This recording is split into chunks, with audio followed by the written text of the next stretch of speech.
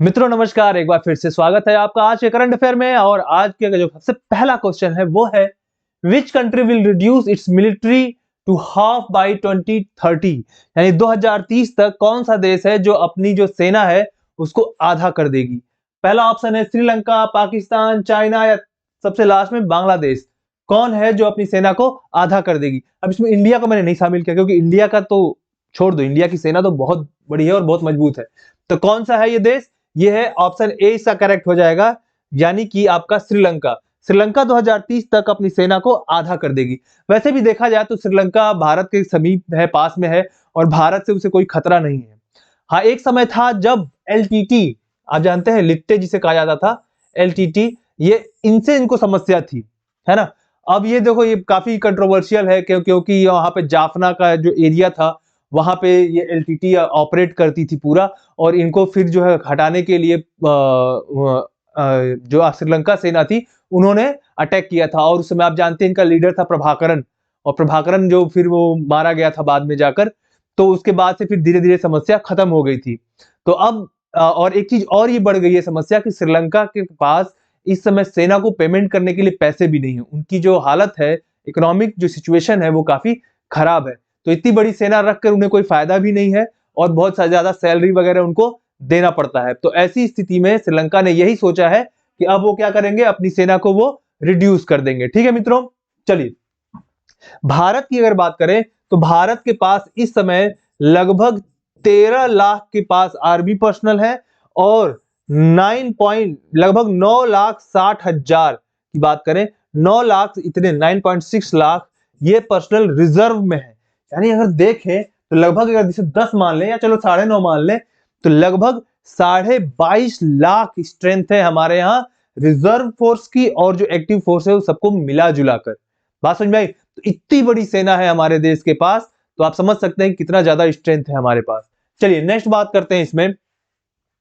World's first agriculture satellite called Agrisat 1 by ZA008 was launched by. तो याद रखना, इसमें इतना याद रखना, एग्रीसैट याद रख लो, इससे काम हो जाएगा। बाकी आगे का तो थोड़ा आगे पीछे चल जाता है, एग्जाम में एग्जैक्टली ऐसे ही पूछ लिया जाता है कि एग्रीसैट या फिर कुछ और कर देंगे।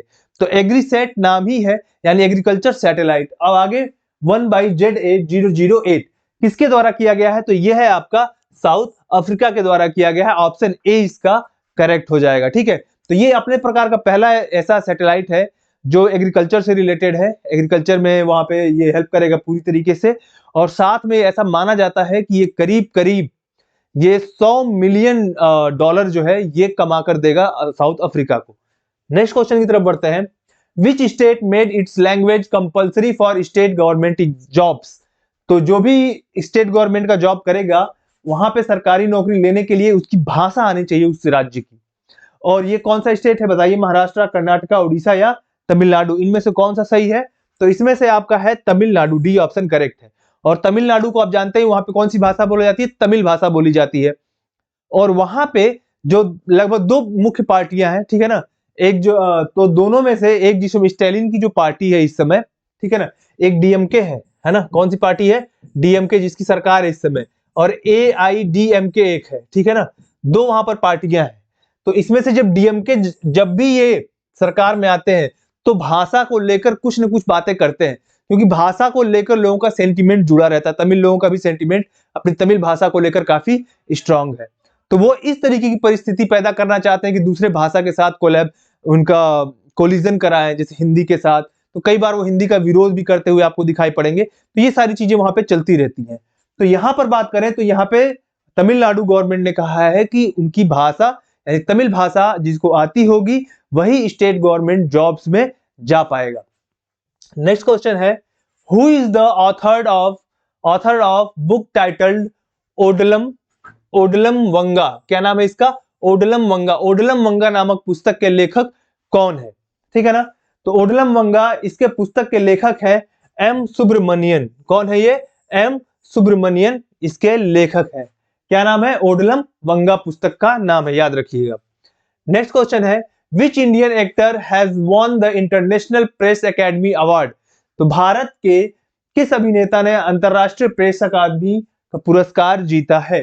तो कौन है इसमें से, ए ऑप्शन है परजान दस्तूर, सारिका पांडे, भाविन राबड़ी और Parikshit Sahni.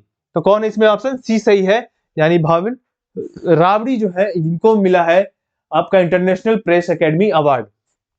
Next question, India and which country has organised the 5th foreign policy and security dialogue? कौन सा ये 5th foreign policy and security dialogue organise किया गया है? पहला ऑप्शन है जापान, यूएसए, साउथ कोरिया या ताइवान। इसमें से कौन सा ये आपको बताना है। तो याद रखिएगा ये पांचवा, 5th याद रखिएगा, और कौन सा है ये? South Korea. तो इंटरनेशनल रिलेशन से रिलेटेड है ये सारे क्वेश्चन, और आप जानते हैं कि साउथ कोरिया के साथ, ताइवान के साथ, जापान के साथ, ये ऐसे देश हैं जो कि देखो ताइवान, साउथ कोरिया और जापान ये सारे के सारे आपके प्रशांत महासागर के किनारे उपस्थित है, एशिया के ही देश है। यूएसए तो बिल्कुल अलग है, ठीक है ना। तो इनके साथ भारत का रिलेशनशिप काफी बेहतर है, तो साथ में साउथ कोरिया के साथ भी है ना। तो ये आपका इंटरनेशनल रिलेशन का क्वेश्चन है, इसको याद रखिएगा। नेक्स्ट क्वेश्चन है, second edition of hackathon named सैन्य रणक्षेत्र 2.0 वाज ऑर्गेनाइज्ड बाय, यानी सैन्य रणक्षेत्र 2.0 नाम के हैकाथॉन के दूसरे संस्करण का आयोजन कहां पर किया, किसने किया, ये पूछा जा रहा है, ठीक है ना। तो किसने किया है? BSF, Indian air force, Indian navy या इंडियन आर्मी? किसने किया है? तो ये इंडियन आर्मी ने किया है, ठीक। चलिए नेक्स्ट क्वेश्चन की तरफ आगे बढ़ते हैं। India's first 3x platform wind turbine generator have been installed in which state? Bharat का पहला 3x प्लेटफॉर्म पवन टर्बाइन जनरेटर किस राज्य में स्थापित किया गया है? पहला ऑप्शन है राजस्थान, दूसरा बिहार, तीसरा तेलंगाना और चौथा कर्नाटका। तो कहां पर ये किया गया है? और जानते हैं आप ना, रिन्यूएबल एनर्जी की बातें चलती रहती है। देखो दो प्रकार की एनर्जी होती है, ठीक है। एक होती है आपकी पारंपरिक ऊर्जा होती है, और एक ये होता है जो जिसे रिन्यूएबल एनर्जी कहा जाता है, यानी जिसे फिर से बनाया जा सकता है। एक नॉन रिन्यूएबल और एक रिन्यूएबल। यानी नॉन रिन्यूएबल वो होते हैं जिनको फिर से उत्पन्न नहीं किया जा सकता है। जैसे कोयला, कोयला आप जलाते चले जाइए, खादान के खादान कोयले के जलते चले जाएंगे, वो खत्म हो जाएगा, फिर वापस से वो नहीं आने वाला। पेट्रोलियम ये भी खत्म हो जाएगा, ये भी वापस से नहीं आने वाला। लेकिन अगर विंड की बात करी जाए, विंड एनर्जी की, तो हवा तो चलती रहेगी। तो अगर विंड एनर्जी से हम अगर वहां पे टरबाइन वगैरह लगा के अगर एनर्जी ले प्राप्त करते हैं, तो वो क्या हो? रिन्यूएबल है। सनलाइट से जो ऊर्जा प्राप्त होती है ना, वहां पे अगर उससे हम लोग ऊर्जा प्राप्त करके इकट्ठा कर लेते हैं और बिजली उत्पन्न करते हैं, तो वो भी क्या होगा? रिन्यूएबल एनर्जी हो गया। तो ये रिन्यूएबल और नॉन रिन्यूएबल एनर्जी होती है। तो यहाँ पे ये रिन्यूएबल एनर्जी के ऊपर काफी काम कर रहा है भारत। तो इसमें से बताना है कि किस राज्य में यह स्थापित किया गया है। कौन सा राज्य है? डी ऑप्शन करेक्ट है, ये कर्नाटका राज्य में ये किया गया है। कौन सा? 3x platform wind turbine generator, ये याद रखिएगा। नेक्स्ट क्वेश्चन है मित्रों, who is the prime minister of New Zealand who gave the resignation recently? तो अब देखिए ये न्यूज में न्यूजीलैंड काफी था ना कोविड के टाइम पे, जब पूरी दुनिया के अंदर कोविड की समस्याएं थी, तो न्यूजीलैंड फ्री होकर घूम रहा था, क्योंकि उसने काफी ज्यादा कंट्रोल किया था इसके ऊपर। तो इसकी जो प्रधानमंत्री है उन्होंने क्या किया? रेजिग्नेशन दिया है। आपका नाम बताना है कौन है? Helen Hayden, Jacinda Kate Laurell Ardern, Judith Collins या क्लेयर जैक्सन? कौन है इसमें से सही? तो सही ऑप्शन हो जाएगा बी, या जेसिंडा केट से याद रखिएगा आप, ठीक है ना। तो जेसिंडा केट न्यूजीलैंड की प्राइम मिनिस्टर, इन्होंने क्या किया? रेजिग्नेशन दिया है। और एक चीज और, एक क्वेश्चन पूछा जाता है कि साउथ एल्प्स, एल्प्स कहां पर होते हैं? देखो एक पर्वत है एल्प्स, अल्प्स कहा जाता है इसको हिंदी में। तो ये कहां पर है? ये यूरोप में है, ठीक है ना। कहां पर है? यूरोप में है। अगर यहीं पे ये एल्प्स की जगह पे यहां पे लिख दे साउथ, क्या लिख दे? साउथ, साउथ एल्प्स, ये कहां पर है? तो साउथ एल्प्स यूरोप में ना होकर कहां पर पाया जाता है? वो पाया जाता है ये न्यूजीलैंड में पाया जाता है, ठीक है ना। कहां पर? न्यूजीलैंड में। तो याद रखिएगा एल्प्स पाया जाता है यूरोप में, और साउथ एल्प्स कहां पाया जाता है? ये न्यूजीलैंड में पाया जाता है। ये पर्वतों के नाम मैंने आपको बताया, ठीक है, न्यूजीलैंड के बता दिया इसकी वजह से, ठीक है। चलो नेक्स्ट क्वेश्चन है, which company announce the second phase of the girl for tech STEM? Girl for tech, for का मतलब क्या होगा? फॉर हो गया, टेक का मतलब टेक्नोलॉजी, स्टेम का क्या मतलब हो गया? एस का मतलब हो गया साइंस, एस साइंस, ठीक है ना, साइंस, ठीक। इसके बाद आपका टी का मतलब हो गया टेक्नोलॉजी, क्या हो गया? टेक्नोलॉजी। इसके बाद ई का क्या मतलब हो गया? ई का मतलब हो गया इंजीनियरिंग, क्या हो गया? इंजीनियरिंग। और एम का क्या मतलब हो गया, मैथ्स। क्या हो गया, मैथ्स। तो स्टेम, स्टेम का मतलब क्या हो गया, साइंस, टेक्नोलॉजी, इंजीनियरिंग और मैथ, ठीक है ना, ये पूरा स्टेम। तो गर्ल्स फॉर टेक या STEM education programme in India, इसका जो सेकेंड फेज है ये अनाउंस किया गया है। किस कंपनी के द्वारा किया गया ये पूछा जा रहा है। मास्टर कार्ड के द्वारा, माइक्रोसॉफ्ट, रिलायंस या टाटा मोटर्स, किसके द्वारा किया गया ये आपको बताना है। तो किसके द्वारा किया गया है ये मास्टर कार्ड के द्वारा किया गया है, ऑप्शन ए इसका करेक्ट होगा। तो मास्टर कार्ड ने सेकेंड फेज अनाउंस किया girl for tech STEM education programme का, ये याद रखिए, क्वेश्चन बढ़िया है।